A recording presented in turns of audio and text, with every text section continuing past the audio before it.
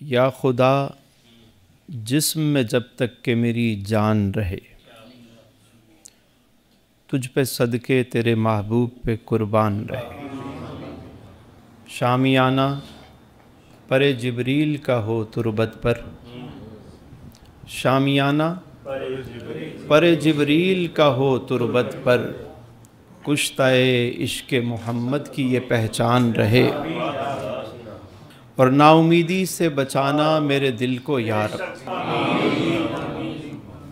آج سے کوئی 100 سال پہلے یہ اشعار لکھے حضرت امیر مینائی نے کہ نا امیدی سے بچانا میرے دل کو یا رب، وصل ممکن نہیں تو وصل کا ارمان رہے، اور دین و دنیا میں جو پایا ہے وہیں سے پایا،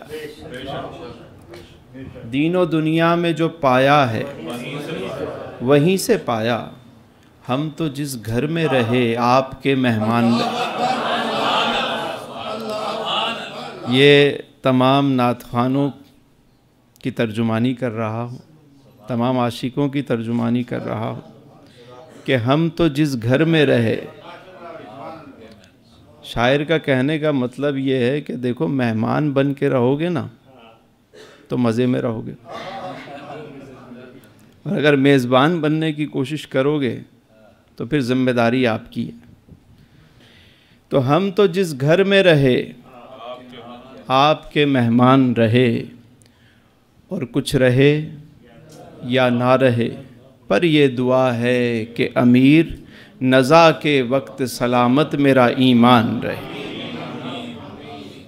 1500 سالہ جشن ولادت کی تقریبات الحمدللہ شروع ہو چکی ہیں۔ انداز الگ الگ ہے منانے کا۔ دنیا کے 58 اب تک ممالک میں الحمدللہ دیکھ چکا ہوں، اور میں نے بہت سارے ممالک میں ماہ ربیع النور شریف گزارا ہے، تو میں نے دیکھا کہ ہر جگہ یہ دن منانے کا انداز مختلف ہے۔ مناتے سب ہیں، مناتے سارے اہل ایمان مناتے ضرور ہیں، طریقہ مختلف ہے۔ عرب میں دیکھا تو وہاں بھائی بڑی بڑی دعوتیں ہوتی ہیں، سالم بکرے تیار ہوتے ہیں، اور مطلب خوب ضیافت ہوتی ہے۔ مولود النبی اس طرح منایا جاتا ہے۔ سینٹرل ایشیا میں وہاں ایک الگ اسٹائل تھا۔ افغانستان میں دمبے کاٹے جاتے ہیں، وہ سینکڑوں دمبے لائن سے کاٹ کے کو بانٹ رہے ہیں بھائی خوشی میں۔ کہیں درود پڑھا جاتا ہے، کہیں نعت خوانی ہوتی ہے، کہیں چراغاں ہوتا ہے، کہیں جھنڈے لگائے جاتے ہیں۔ مختلف انداز ہے، لیکن مناتے ضرور ہیں۔ اور تقریباً مسلم ممالک میں اس دن جو ہے وہ عام تعطیل ہوتی ہے۔ تو میں نے سوچا کہ یہ دن ہم بھی مناتے ہیں الحمدللہ، لیکن کچھ خاص ہونا چاہیے، اسپیشل۔ تو وہ کیا ہونا چاہیے؟ ایسی بات ہو جو قرآن سے، سیرت سے، آپ علیہ السلام کی تعلیم سے سب سے قریب ہو۔ اور وہ کیا ہے کہ ہمیں خاص طور پر آج اس مہینے میں 2 باتوں کا خاص طور پر خیال رکھنا ہے، اور یہ 2 باتیں ایسی ہیں کہ اگر ہم ان پہ عمل کرتے ہیں تو یقیناً جو سیرہ کا جو پیغام ہے وہ بھی ہمیں ملے گا، اور آقا کریم علیہ السلام کی جو برکات ہیں، آپ کا جو فیض ہے وہ بھی ہمیں نصیب ہوگا۔ 2 باتیں کیا ہیں؟ ایک بات ہے صفائی، اور دوسری بات ہے خوشبو۔ صفائی اور خوشبو، یہ 2 چیزیں اگر ہم اپنی زندگی میں آج سے شامل کریں۔ صفائی کیا ہے؟ اللہ تعالیٰ نے ارشاد فرمایا ان اللہ یحب التوابین ویحب المتطہرین، بے شک اللہ توبہ کرنے والوں کو اور صاف ستھرا پاکیزہ رہنے والوں کو پسند فرماتا ہے۔ ہمارے دین نے کہا کہ صفائی کو نصف ایمان قرار دیا۔ گلی کو صاف کریں، اپنے گھر کو بھی صاف کریں، گھر کا کونا کونا صاف کریں کہ حضور کی آمد کا مہینہ آ رہا ہے، اپنے گھر کو صاف ستھرا کریں۔ اور پھر اس میں ایک کام اور بھی ایڈ کریں، جب ہم صفائی کریں گے نا بہت ساری غیر ضروری چیزیں نکلیں گی، بلکہ ایک ریسرچ ہے کہ انسان کے پاس 80% وہ چیزیں ہوتی ہیں جو ہم استعمال ہی نہیں کرتے۔ ہمارے موبائل میں 80% وہ نمبر ہوتے ہیں جو کبھی یوز ہی نہیں ہوتے۔ گھر کے اندر وہ کپڑے رکھے ہوں گے، 20 سال پرانا کلا رکھا ہوگا، شادی کا جوڑا رکھا ہوا ہے، سردیوں کے اتنا کچھ ہم نے، کتابیں وہ رکھی ہوتی ہیں جو کبھی پڑھنی نہیں ہوتی ہیں ہمیں۔ تو ہم جب صفائی کریں تو وہاں غیر ضروری چیزیں نکال دیں، اور یہ سوچ کر کریں کہ صفائی سنت ہے، نصف ایمان ہے، اور جب میں ضرورت سے زیادہ چیزیں نکالوں گا تو کیا ہوگا؟ جناب علی المرتضیٰ شیر خدا کرم اللہ وجہہ الکریم فرماتے ہیں کہ جہاں ضرورت سے سوا ہے وہیں کہیں ضرورت مند بھی موجود ہے۔ آپ جب نکال دیتے ہیں نا کوئی چیز، آپ نے کہا میں نے تو کباڑ میں بیچ دی، بیچ دیں، جس کی ضرورت ہوگی وہاں تک پہنچ جائے گی وہ چیز۔ ویسے کسی کو دے سکتے ہیں، دے دیں، آپ سے تو سوا ہے، صفائی کریں۔ پھر یہی نہیں بلکہ جس طرح ہر سال غسل کعبہ ہوتا ہے، عرق گلاب سے کعبے کو دھویا جاتا ہے، کاش اس مہینے کے آنے سے پہلے پہلے ہم اپنی مسجدوں کو بھی اسی طرح غسل دیں، صاف ستھرا کریں، اپنے محلے کو، گلی کو صاف ستھرا کریں، تاکہ بچے بچے کو پتہ چل جائے کہ یہ کس شہنشاہ والا کی آمد ہے۔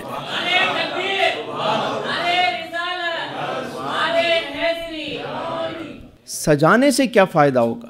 مسجد میں اب کائی جمی ہوئی ہے، وضو خانے پہ کائیاں جمی ہوئی ہیں، واش روم انتہائی بدبودار ہیں، لائٹنگ نہیں ہے، صفائی نہیں ہے، کنڈی نہیں ہے، آنے والوں کو تکلیف ہوتی ہے، ہماری گلی میں اندھیرا ہے۔ تو کیا یہ اچھا نہیں کہ ہم ربیع النور کی شریف کی خوشی میں پوری گلی میں ایسی لائٹیں لگا دیں کہ پورا سال چراغاں ہوتا رہے؟ میں نے تو ایک مرتبہ یہ بھی کہا تھا کہ سبیل امام حسین رضی اللہ تعالیٰ عنہ، ہم محرم میں سبیل لگاتے ہیں 10 دن، تو میں نے کہا اس سبیل سے کہیں پانی کی ضرورت ہے وہاں بور کروا دیں، کنواں لگوا دیں، پورا سال سبیل حسین چلتی رہے۔ یہ نہیں ہو سکتا کیا؟ ہم اپنے سوچنے کا انداز کیوں نہیں بدل سکتے؟ محلہ پورا صاف ہونا چاہیے، گلی پوری صاف ہونی چاہیے۔ بعض گلیاں اتنی غلاظت والی گلیاں ہیں کہ پاک صاف ہو کے وہاں سے گزرنا بڑا مشکل ہو جاتا ہے۔ تو اگر سارے مل کے محلے والے اس گلی کو صحیح کر لیں کتنا اچھا ہو جائے۔ پھر دیکھیے خوشبو کا تعلق جو ہے نا وہ ہے روحانیت کے ساتھ۔ کس کے ساتھ ہے؟ ایک ہے بدبو، بو کس کو کہتے ہیں؟ اسمیل کو۔ اب وہ خوشبو کا مطلب اچھی اسمیل ہوگی اور بدبو کا مطلب بیڈ اسمیل۔ آپ کوئی اچھا منظر دیکھتے ہیں تو سب سے پہلے کیا کہتے ہیں؟ نیک آدمی ہے تو کہے گا سبحان اللہ، واہ ماشاء اللہ۔ وہ کوئی عام آدمی ہے تو کہے واہ، منہ کھلا رہ جائے گا اس کا، ایسے ہی ہوگا نا۔ لیکن اگر آپ کوئی اچھی خوشبو آپ کو ملے گی تو آپ کیا کریں گے؟ آنکھیں بند کریں گے اور اندر انہیل کریں گے، گہرا سانس لیں گے۔ کیوں؟ کیونکہ خوشبو کا تعلق اندر سے ہے۔ کہاں سے ہے؟ من سے ہے۔ یہ من کو معطر کرتی ہے، روح کو معطر کرتی ہے۔ آقا کریم علیہ السلام کا فرمان ہے کہ مجھے تمہاری اس دنیا میں جو چیزیں پسند ہیں، حضور فرماتے ہیں اس میں سے ایک خوشبو بھی ہے۔ حضور خوشبو کو پسند فرماتے اور ایسا پسند فرماتے کہ سرکار کے پاس بے شمار تحائف آتے، سونا چاندی جو آتا حضور بانٹ دیتے سب غریبوں میں، جو بھی نعمت نبی کے گھر آئے بانٹتے۔ لیکن اگر کوئی خوشبو حضور کے پاس آتی تو حضور اسے اپنے پاس رکھ لیتے اور فرمایا کہ کبھی خوشبو کا تحفہ منع مت کیا کرو، یعنی خوشبو کو منع بھی نہیں کرنا چاہیے۔ حضور کا جسم اثر تو وہ ہے کہ جو خود ہی مشک بار ہے۔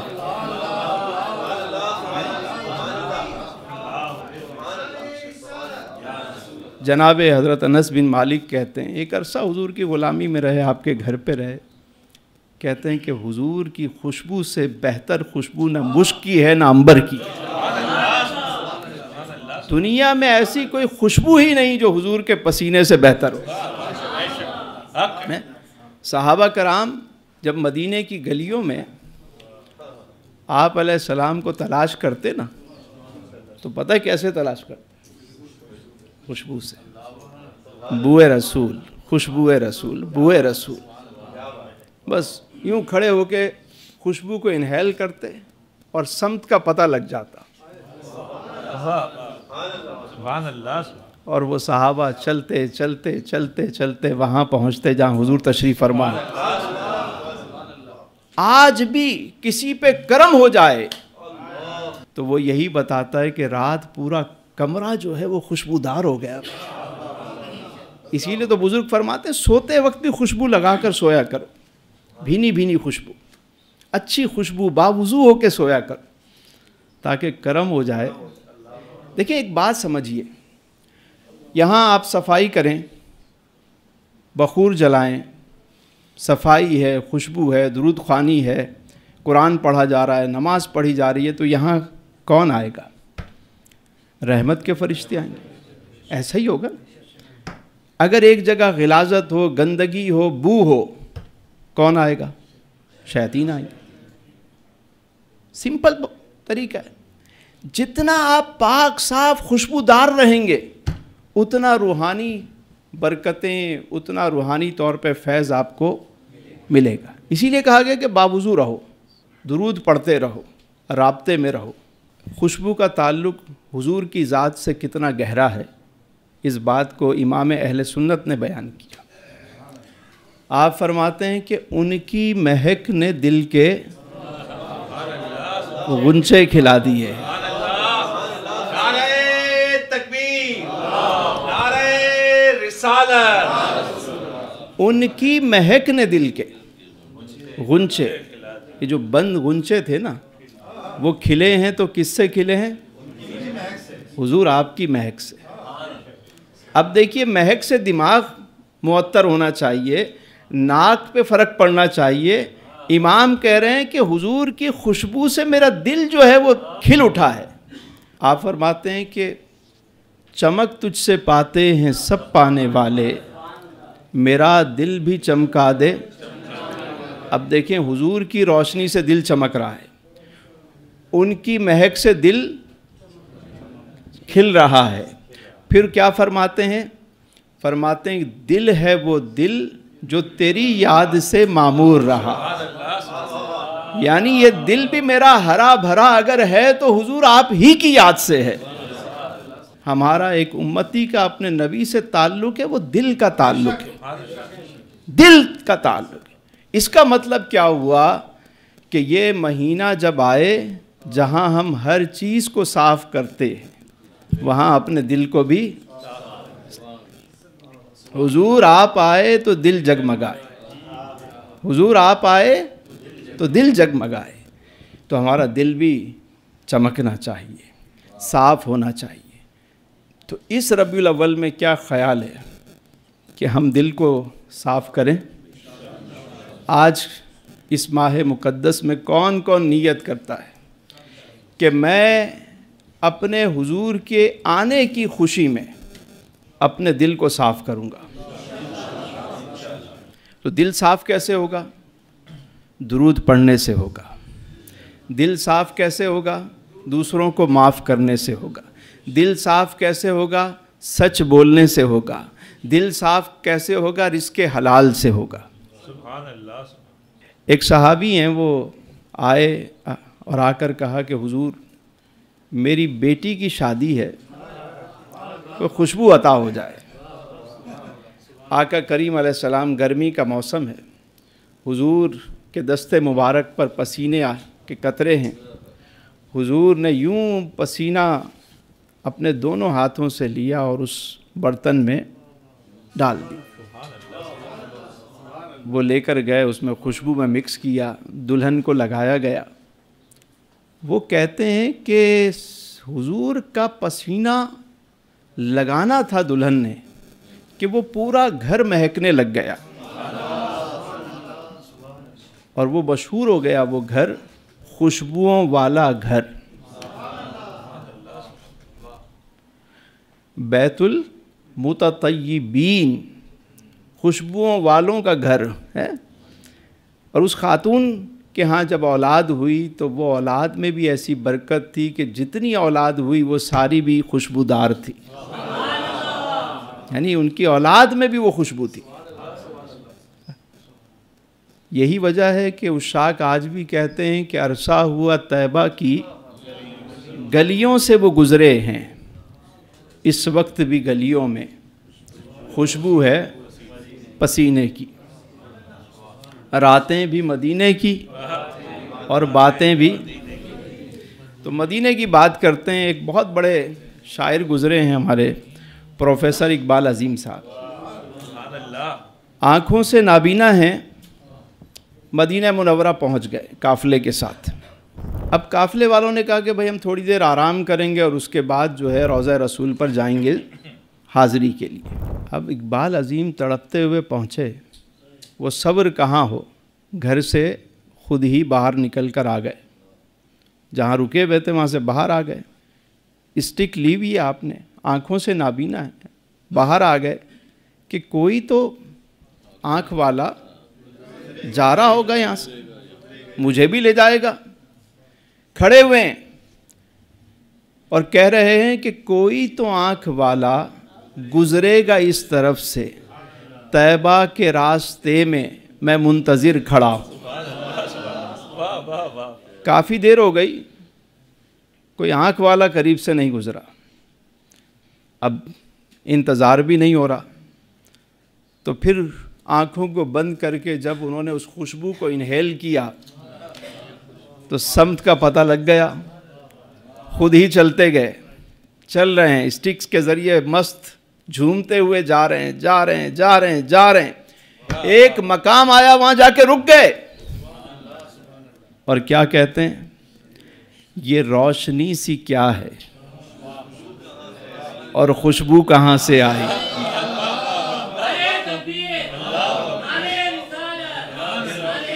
یہ روشنی سی کیا ہے, خوشبو کہاں سے آئی. یہ روشنی سی کیا ہے, خوشبو کہاں سے آئی. شاید میں چلتے چلتے, شاید میں چلتے چلتے روزے تک آ گیا ہوں. شاید میں چلتے چلتے روزے تک آ گیا ہوں. یہ روشنی سی کیا ہے, خوشبو کہاں سے آئی. یہ روشنی سی کیا ہے, خوشبو کہاں سے آئی.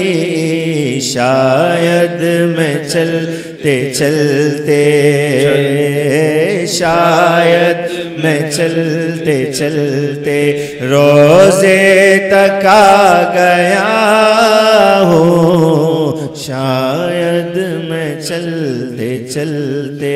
واہ واہ واہ. اگر آپ پاک صاف خوشبودار رہنا شروع کر دیں تو وہ خوشبو بھی محسوس ہونا شروع ہو جائے. دیکھیے خوشبو کا کیسا تعلق ہے. کہتے ہیں یعقوب علیہ السلام کنعان میں بیٹھے ہوئے ہیں اور مصر سے یوسف علیہ السلام کی قمیص چلی, یہاں بیٹھ کے فرما رہے ہیں کہ مجھے یوسف کی خوشبو آ رہی ہے. قرآن موجود ہے. حضرت نظام الدین اولیاء کے جو خاص مرید ہیں واہ حضرت امیر خسرو، سبحان اللہ جناب میر خسرو جو ہے امیر، ان کا ایک بڑا خوبصورت واقعہ بھی ہے خوشبو کے اوپر۔ کہتے ہیں کہ ایک شخص تھا، وہ جناب حضرت نظام الدین اولیاء محبوب الہی کی بارگاہ میں آیا اور اس نیت سے آیا کہ کوئی ذاتی اسے غرض تھی کہ سنا کسی نے کہا کہ ہندوستان کے بادشاہ تو نظام الدین اولیاء ہیں، تو وہ آیا، اس نے کہا حضور آپ کے شوہرہ ہے، آپ سخی گھرانے سے، میری مدد کیجیے۔ تو یہاں تو آپ نے خدام سے پوچھا، انہوں نے کہا حضور جو کچھ تھا وہ تو ہم نے لنگر میں۔ اچھا، بزرگوں کے ہاں تو یہ ہے کہ وہ نہ جمع ہے، نہ تمع ہے، نہ منع ہے، ٹھیک ہے۔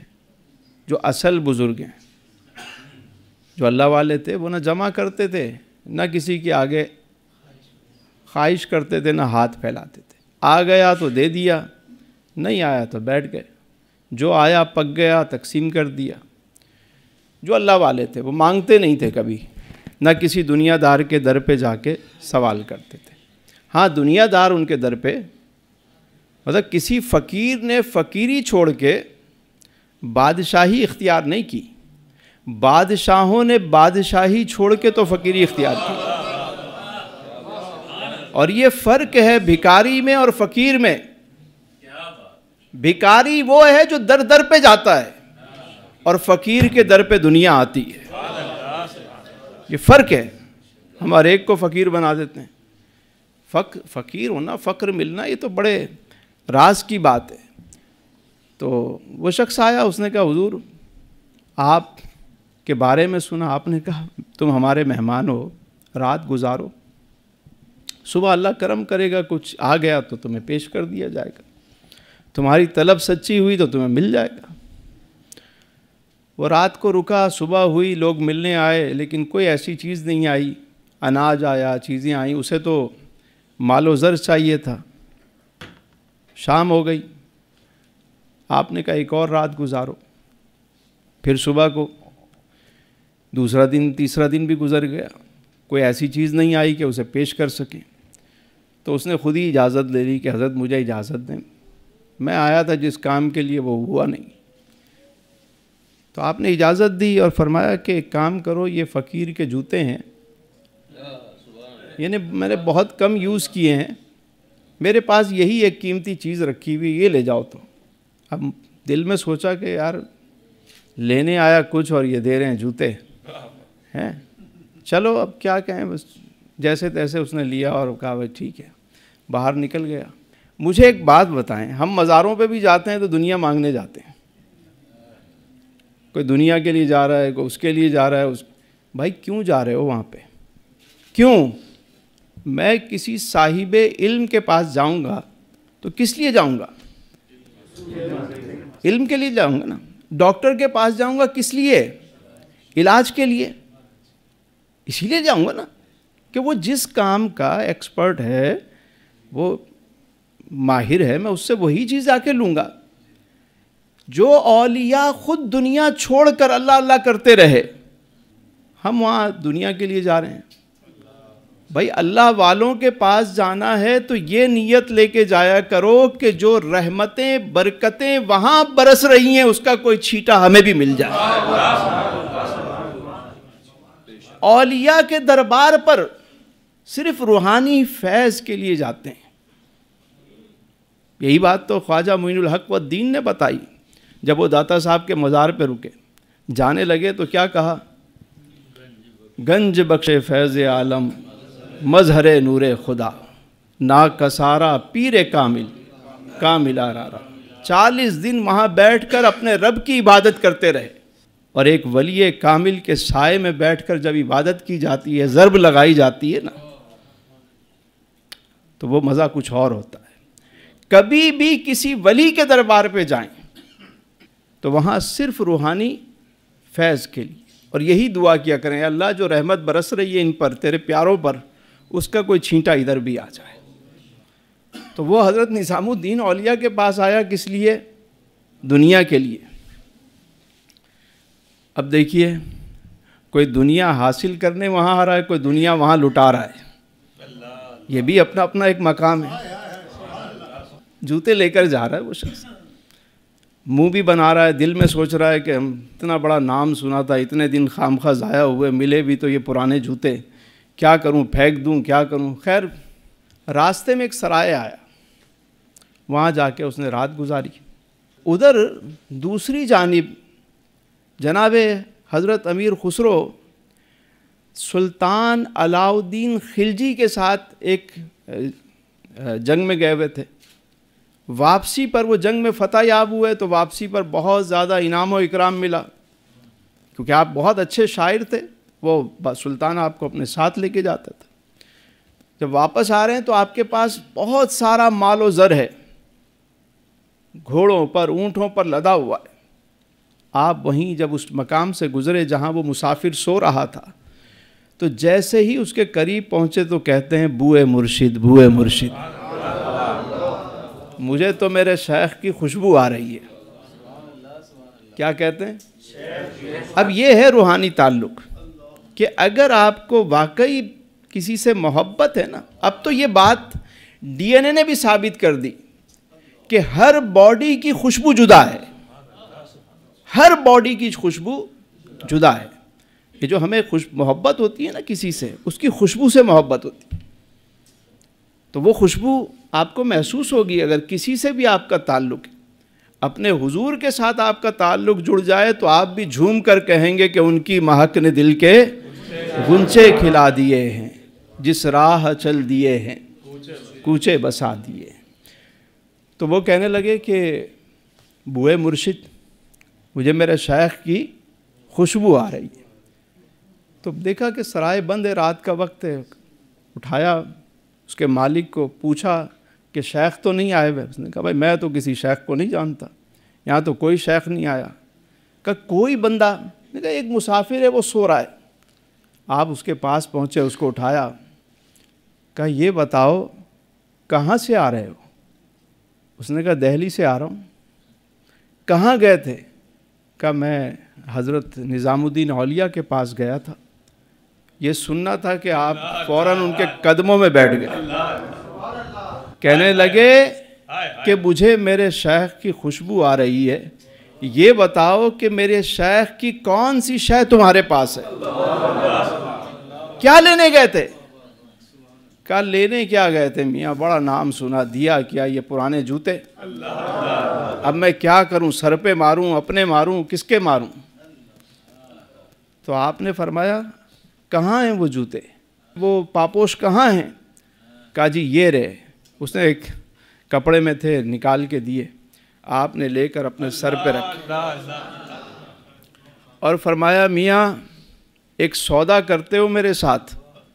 اس نے کہا کیا چاہتے ہو آپ؟ کہا یہ جوتے مجھے دے دو اور باہر جو گھوڑوں پر جتنا مال لدا ہے وہ سارا تم لے لو۔